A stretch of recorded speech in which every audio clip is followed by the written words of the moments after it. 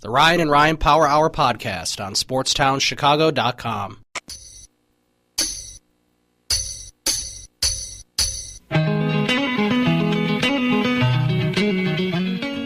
Welcome back to Ryan and Ryan here on SportsTownChicago.com. I'm Ryan Stuprich. And I'm Ryan Risky. And now on the Illinois Center for Broadcasting hotline, you can hear him all the time on 670 The Score and 670thescore.com. Joe Ostrowski joins us now. What's up, Joe?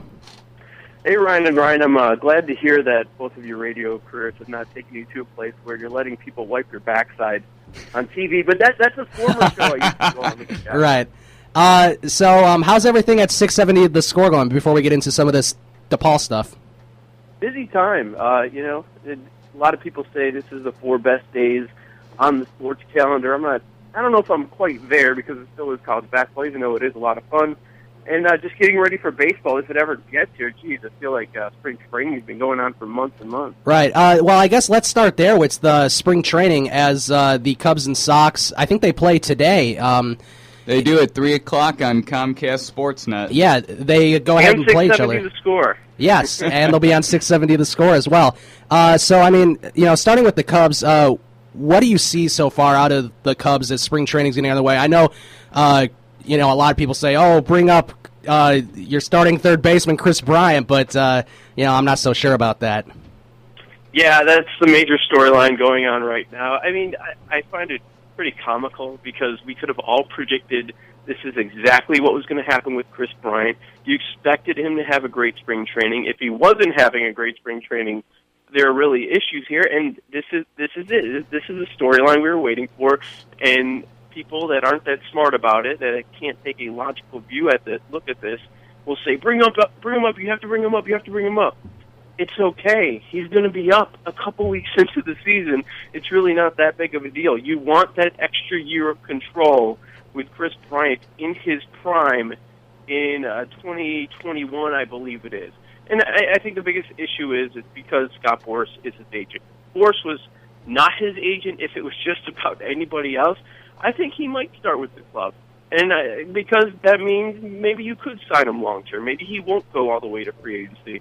But it's really not much of a debate. They'll wait a couple weeks, make sure it's not a full year of service time, and he will be up with the team, and I expect him to have a good year. But as far as expectations, since people really aren't talking about the rest of the team, it's all Chris Bryant, I'm looking around a 500 season, and I think that would be a great jump. And we're still going to see a lot of struggles with some of these young kids.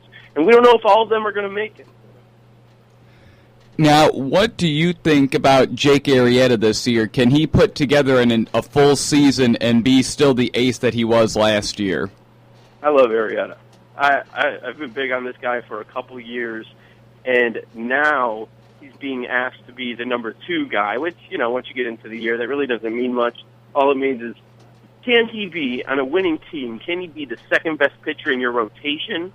And maybe next year, or a trade deadline, maybe the Cubs would like to add to that rotation a little bit.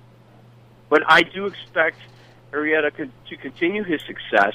And if he's your number 2, or if you add another top-end guy and he's your 3, that's really a strength of your team. Yeah, for sure. Let's move over to the South Side for a second as, a lot of talk about another young guy who's also associated with Scott Boras is Carlos Rodon. Do you think he could come up with the impending Sale time because Sale will miss some time? He won't start opening day. Do you think it's smart to have Carlos Rodon in the rotation at this point? At this point, I would say I would not do it. I'm not expecting that. But I do expect it to happen maybe when we get to May or June once the weather starts to turn. We know the history with the White Sox and how they deal with pitchers, especially young pitchers. And I think they do the smart thing, and they don't mess around with time. There's only so many of those throws and those arms with these pitchers. And injuries are inevitable. It's just an injury waiting to happen with these starting pitchers. So I think he's going to be in the starting rotation this year. And it's always if healthy. That's when you talk about rotations, well, how long can they stay healthy? But you throw Rodon in there. I mean, you're looking at Dinks as being your 4 by adding Samardzija to go above him and Quintana. I mean, that's another strength. I mean, both sides of town. The starting rotation looks really strong. And I know it's a small thing, but I'm still really pissed off about Chris Sale. I mean, what are you doing just jumping off a truck? Right. This is your livelihood. You're at spring training, and he was doing that. That really bothered me, and now he's not going to be there for opening day. Now, you're talking about the back end of the White Sox rotation where John Danks could be a good number 4 option if he can put together kind of a full season, because last year was a little up and down. He'd be really good or not so great. Do you think they can get by with Hector Noesi as the number 5 guy? Nobody likes Hector Noesi, right? I mean, no. How can you be happy with Hector Noesi? But he is your 5. I think sometimes you have to calm down when people get all excited about the number 5 starter. There's only so many numbers. Look at those number 5 starters around baseball. How many feel good about their 5 starter rolling out there? Probably just the Nationals. It's just what it is. I hate Noesi. Well, not personally. I don't know the guy, but you don't feel good when he's on the bump. But that's why this Rodon thing is huge. And if everybody can stay healthy in that rotation, and for most of the year in Don Cooper's pitching staff, they've been able to do that. Right, and another thing with the Noesi thing in the White Sox, there's really no competition for him. He's kind of like been given it where the Cubs have it between Edwin Jackson, Travis Wood. Jacob Turner was probably in it until he got injured.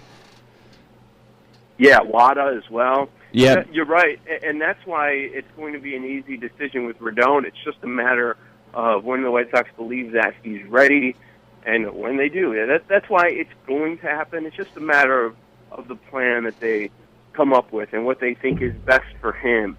And is it being here the entire season? Is it waiting a little bit? But yeah, you're right. Absolutely no competition there. So, especially with Noesi. If Noesi's on this roster, if he's pitching every 5th day in the middle of the summer, something bad happens. Yeah, I agree with you there. Let's move over to the college basketball close to home as DePaul. Well, I think it's inevitable that they would have fired Oliver Purnell after the season, but he ended up resigning, and now DePaul They fired him. Yeah. I mean, that's pretty much what happened. I mean, now DePaul's going to be searching for a new head coach again. So I mean, I don't know. Do you have anyone on your radar that you'd like them to hire, or is it or is it a toss-up at this point?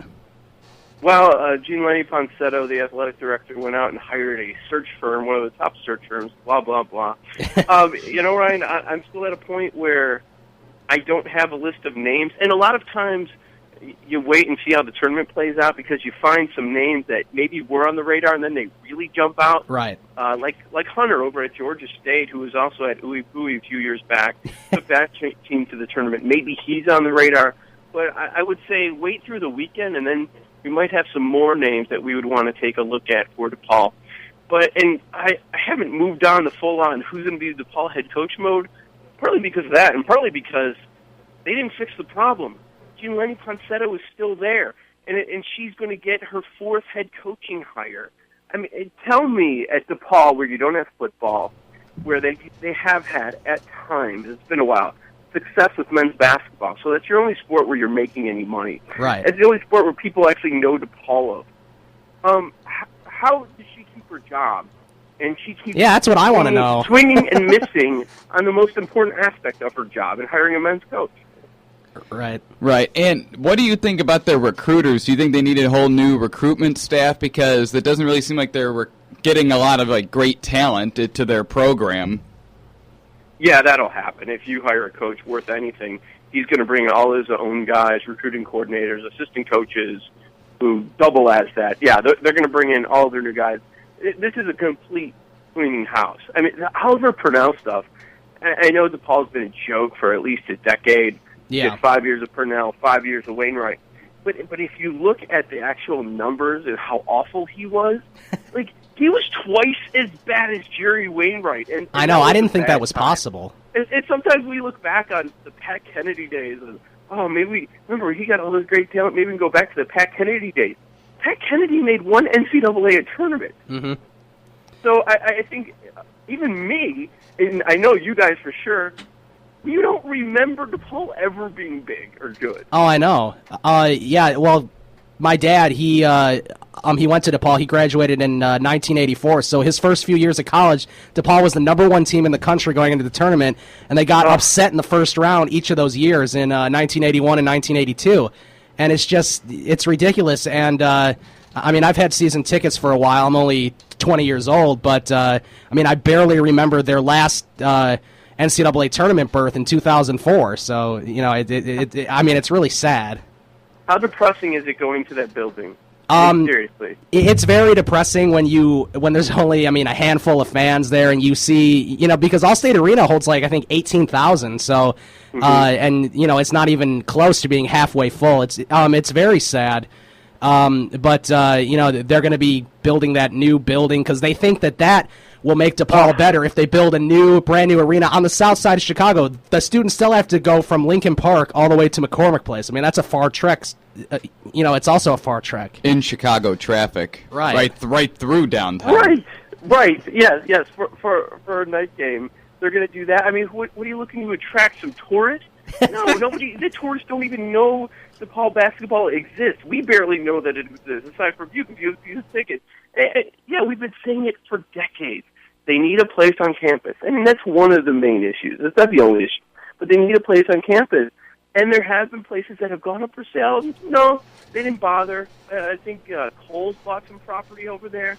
Not interested. It's just they worry about these issues when they're just an embarrassment and they have to make a move. Yeah. Now, how's your bracket been going so far? Horrible. It sucks. It completely sucks. Right. I don't know how you guys are doing. But yeah, after the one day where you have 2 14 seeds advancing already, so I don't know how crazy today's going to be. It's not as bad. My bracket's bad, but what I'm hanging my hat on is I'm in one of these survivor pools where you just pick one team around, and if your team wins, obviously you stay alive. If you lose, you're out. But whatever seed your team is, that's how many points you get. So I've got Buffalo going this afternoon. Hopefully they can pull off the upset. Who did you have winning on your bracket? I wasn't in a pool with a lot of people, so I had to go Kentucky. But if I were in one with a lot of people, I would have gone somewhere else. I would have gone with Wisconsin or maybe Arizona.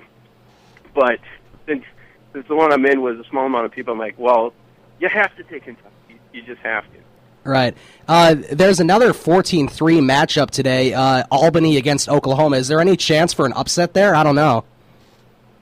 I would not say, with the way college basketball is this year, and you have Kentucky and then just everybody else, I would not say there isn't a chance, but I don't expect it. Oklahoma does have a lot of talent, and Lon Kruger has been successful in NCAA tournaments before.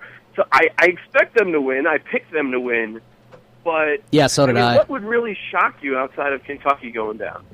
Right, exactly. That's like the whole point. And before we let you go, Joe, I know you have a live remote tonight, so you'll definitely be looking forward to that. Are you doing anything in the near future? Right now, I'm just getting ready for tonight's show out in Schaumburg. I'll be there starting at 6 o'clock. Barker should be broadcasting from 6 to 10 at Fox and Hound, and then I'll be on there from 10 to 12. All right, sounds good, Joe. Thanks a lot for joining us on Ryan and Ryan here on SportsTownChicago.com, and enjoy your day. You got it, guys, anytime. All right, thanks, Joe. And that was Joe Ostrowski from 670 The Score. You can hear him tonight starting at 6 o'clock with Hub Arkush. He'll be at a live remote out in Schaumburg. And a lot of other stuff, too, and we had a lot of fun talking to him. The Ryan and Ryan Power Hour Podcast on SportsTownChicago.com.